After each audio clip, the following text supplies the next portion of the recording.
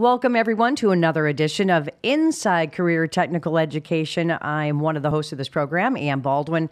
And as usual, sitting across from me here in our radio studio, we have Jim Bologa, President and CEO of YTI Career Institute and Porter and Chester Institute. And we've got a big topic to talk about today, a great program. You've got a new start right around the corner, a lot to get to, Jim. So without further ado, let's get our next guest teed up here. Jen Stone, who is the Curriculum Development Coordinator for both YTI and PCI. Jen, thanks for being on the podcast today. Thank you for having me. I'm excited to be here. Why don't you start by telling us a little bit about the dental assisting program that's offered at both YTI and PCI? So the dental assisting program at both YTI and PCI is a 9-month program where students spend 6 months in-house and learn all of the foundational skills to be a dental assistant, and then they have a 3-month externship. Our dental assisting program is offered in a blended format where students learn their online or didactic portion, which would previously have been what they learned in the classroom, and then they come on campus for about 2 days a week throughout that 6 months that they're with us prior to externship, where they learn their hands-on skills. Yeah, and Jen, maybe you could talk about the three areas that the program focuses on.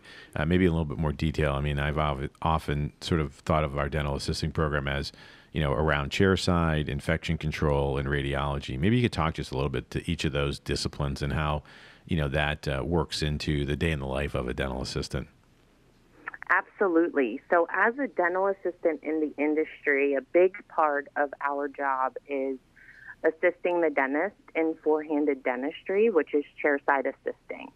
So the dentist really depends on their dental assistant to know the procedures, know what instruments and materials they need for the procedure. So that's a huge focus in our program, learning all of the different procedures that the dental assistant is going to see out there in the industry, as well as infection control. So students learn about the science of infection control, as well as sterilization and the proper way to pre-clean and disinfect, which is even more important nowadays. And also radiology. So they learn both traditional and digital because we still have offices in the industry using both. It's interesting, Jim, as I sit in the chair at my dentist's office, it's almost as if the dentist has 3 hands because they so rely on that dental assistant. And you can tell when they get it because they don't even have, there's like this nonverbal communication when the dental assistant's, teed up to get the procedure done and do everything right. It's a great asset to have, in your office, and that's what you're training for. No, absolutely. Absolutely. So one thing that we do tell our students is you always want to be a step ahead of that dentist. So once you start working with a dentist over, the first 6 months to a year, typically that's when assistants are really feeling confident and knowing what their dentist wants before they even know what they want. Yeah, no, it's interesting. I mean, I think, I enjoy our dental assisting program. Jen and I were just on WTNH earlier this week, and, we had 2 students in there who are actually in our industry modeled labs. And again, it's I think it's really awesome that you're able to work on equipment, in school and practice and, make mistakes and then, obviously get coached and by industry professionals who are our faculty and then go out into the real world and sort of transfer those skills almost immediately. And they were in polishing teeth when I was in the lab and, it's interesting because it reminds me of the dentist when I go to the dentist, and so it's a great atmosphere, I think, and I think as I've learned more about the dental assisting program, it's amazing to me, how your oral health really leads to like your overall health, and and I think that folks don't always necessarily either learn that or remember that.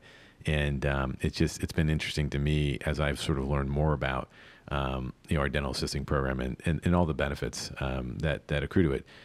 So maybe, Jen, you could talk a little bit about, externship and what the expectations are, since students spend, 6 months or thereabouts with us, in this hybrid environment, lecture online and lab on ground.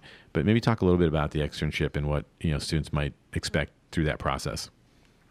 Yeah, so the students start working with their faculty in our career services team during their second term with us, so that last 3 months prior to going out on externship. And we really take into consideration what the student is looking for in their career, because we want to make sure that it's a good experience for them, as well as, the possibility of employment after graduation. So they can do an externship either at a general or specialty practice. So some of our students find themselves, as they went through the program and they learned about different specialties, such as like orthodontics, pediatric dentistry, maybe endodontics, they, found that they really excelled or really enjoyed one of those specialties. So they do have the opportunity to do that. And then they go out on their externship once we have confirmed a site and have a site for them to actually go to, and they complete their externship. And once again, our goal is hopefully employment at the site or employment very shortly after graduation. It's interesting. I go to Beautiful Smiles in West Hartford, and one of the students there doing her externship is one of your students from the Rocky Hill, Porter and Chester campus. So how cool is that? So can you tell us a little bit about, because we're talking both about YTI Career Institute and Porter and Chester Institute, what campuses offer the dental assisting program? So we have 5 campuses in Connecticut, 3 in Massachusetts, and 2 in Pennsylvania. So we have those campuses would be all in the New England area except for our Enfield campus, and then the York and Lancaster campus. And too, it's one of those essential careers, right? What is the job outlook right now? I know, Jim, you're on top of this too, but how positive are things looking for people that are leaving your program? Yeah, I mean, if you look at the BLS data from 2016 to 2026, and Jen and I were just talking to about this on our interview, on our TV interview. The growth, the expected growth rate in dental assistants is about 19%. So, really well above the average. And I think it makes a lot of sense. Given the demographics of the country, and again how I think good oral health leads to good overall health. And I think that as the aging demographics of the country sort of work its way through here, I think that's most likely where I think that those trends and that demand are coming from. And Jen, maybe you can talk a little bit more about what you're seeing as well, in and around our campuses. But that's at a national level, that's that's the data that we often refer to. Yeah, so that is correct. And one thing that I'm also seeing that does contribute to the growth is there's more and more larger dental practices or corporate dental practices opening. So they have multiple dentists working in those practices, and then multiple assistants per dentist. And that just is so they can see more patients at one time. And really the dentist is going from treatment room to treatment room, and they have an assistant in each one of those rooms ready to assist them with that patient. So that's another thing that does contribute to the outlook for the dental assisting career path. So if you're listening to this podcast, we've got more good news. Not only is this, an essential job opportunity, there's so much going on in this industry, but there's also a new start that's coming up for both campuses, both YTI and PCI, and all campuses, I should say, October 19th. And it sounds like it's right around the corner, and it is, but the good news is it's not too late. No, absolutely. I think if students are interested in starting their school and in and around our dental assisting program, there's still plenty of time for them to get through the process, the enrollment process that is.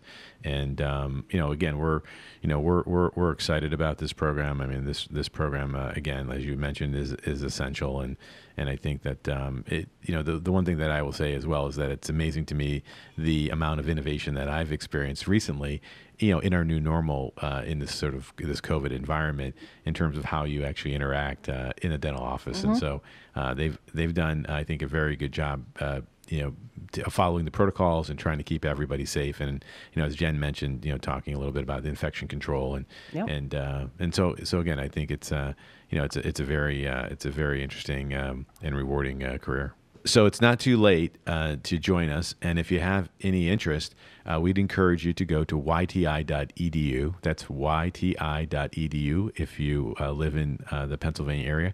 Or if you live in New England, you can go to porterchester.edu. porterchester.edu. There's a lot of information on those web pages, and you can actually apply online. You can schedule an interview online. Many of the things that we once did in person, we're now making available via our websites. So I'd encourage everybody who's interested in starting with us in our dental assisting program to go again to yti.edu or porterchester.edu. Right. And to your point, Jim, you see them through the process from getting everything filled out to getting into the classroom and getting into their externships, as well as at the end of this, where we've talked about, Jen, helping these folks find, good jobs if they're not hired right from their externship, which often happens too. Well, Jen Stone, thank you so much. Continued success with your dental assisting program, and we want to thank you for joining us for this edition of Inside Career Technical Education.